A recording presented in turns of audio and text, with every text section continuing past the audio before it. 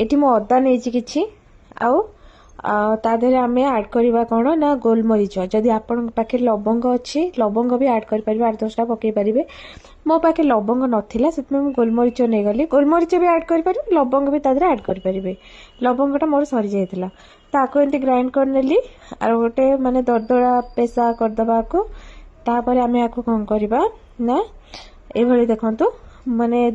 छेचिला type छेचिकी भी करें कि ग्राइंडर रे ग्राइंड करदे टे भलसे पेशी हो आम गुड़ ऐड करवा तो गुड़ एठी मु 2 ରୁ 3 चामच गुड़ नहीं बड़ चामच रे तो बर्तमान ताको कौन करवा भाजीबा कड़ाई रे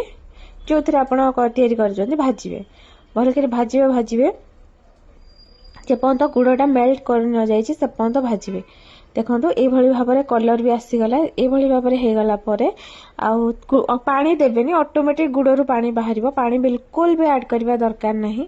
माने पूरा गैस को कमे देवे पूरा ताको भल कर धीरे धीरे धीरे धीरे से फुटिबो देखो ये भाव में पूरा मिसीगला छोट छोट गुला कर देकी जमती चॉकलेट खाते से भाव में आपड़ ताको गोटे गोटे खाई पारिबे दिन को 2टा खाई पारिबे एटा तंटी इन्फेक्शन भल करथाय काश भल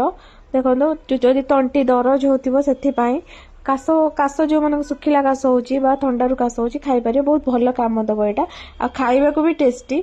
तो एमती पार्टी रे पकेकी ताको एमती जाके देबे चॉकलेट भलिया खाइबे धीरे धीरे धीरे धीरे खाइबे तो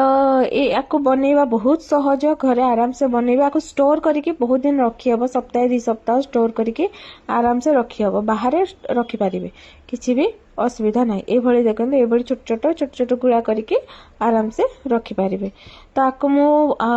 बनैली मोर खाइली मते बहुत भल काम देला।